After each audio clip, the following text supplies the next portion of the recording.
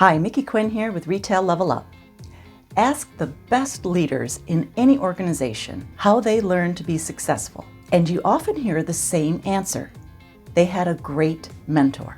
If you want to ensure that your organization has the ability to endure, to have lasting power, to be able to grow, you need to invest in your people and help them develop leadership qualities. Many business owners, managers, entrepreneurs are great at what they do. They have a specific area that they are just superb in, like creativity or marketing or a business process. But when it comes to the point of expanding or growing the organization, those business owners, managers, entrepreneurs often run into the same problem. And that comes in the form of managing and leading people. Managing people is challenging. Now, there are some leaders who are just born with that ability. They come at it with ease and it feels natural to them to be able to lead others. But for those that don't find it as a natural skill, it is a skill that can be learned. Developing the future leaders of your organization should be a top priority for the existing leaders of the organization. Here are the top 5 tips on how you can make sure that you are taking action to develop the future leaders of your organization. Number 1, see your people as who they can become. It's easy to see great leadership or great skill in someone who has already blossomed. But how good are you at spotting those future potential leaders? As a leader, it's your responsibility to look for and identify those people that have those skills and find their strengths and help them draw them out. When you shift your mindset to assume that everyone has something great, some great skill within them, you automatically are programming your subconscious to go proving that right. Your subconscious will automatically be looking for the strengths in people and the opportunity that's there. And when you project that positive energy towards your employees, well, they feel that positiveness and they'll respond in the same manner. Number 2, let them borrow your belief in them. When someone experiences failures or setbacks, they start to maybe question their own ability and skill, and they start to lose confidence in themselves. That's when they need their leader's encouragement the most.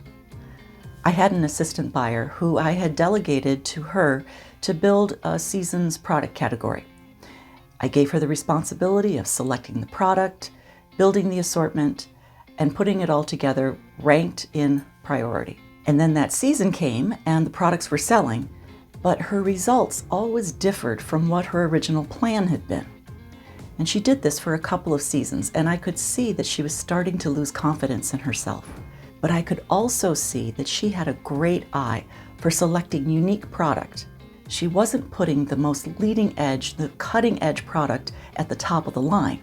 She was being conservative and playing it safe. When I mentored her on this and showed her the confidence that I had in her abilities to pick unique product, she started to gain confidence in herself. By borrowing my belief in her, she was able to confidently put together the next season's product assortment, and that season had the best performance of that product line ever. Number 3, catch them doing something right. When you catch someone doing something wrong, they get defensive, they make excuses, they become evasive.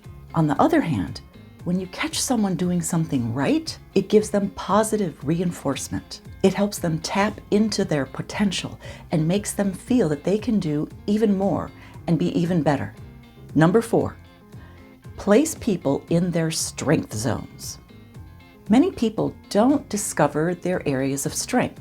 They get too busy with the day-to-day life and work. They don't spend time reflecting or pursuing their successes or reflecting on their failures and where they could do better. That's why it's so important as a leader in your organization to observe your people and to share the insights of your observations with them, helping them identify where they're really strong. By sharing where you have identified their strengths, it could be a big surprise to them because they find it to be easy. And when it's easy, they don't realize that they have this great skill. Helping your people identify their strengths shows your genuine interest in them and their success. Number 5, identify the skills they need and provide world-class training. There's the story of the CEO and the CFO discussing the upcoming annual budget, and the specific item of discussion was the line item for training dollars. Now, the CFO, being very fiscally conservative, said, "But what if we spend all this money on training and our people leave?" To which the CEO replied, "What if we don't spend this money on training and they stay?" One of the most powerful ways to show your people how much you appreciate them and value them is by investing in them, in their ongoing training. It improves their skills, which is a win-win for both the employee and for you and the organization, and it builds loyalty.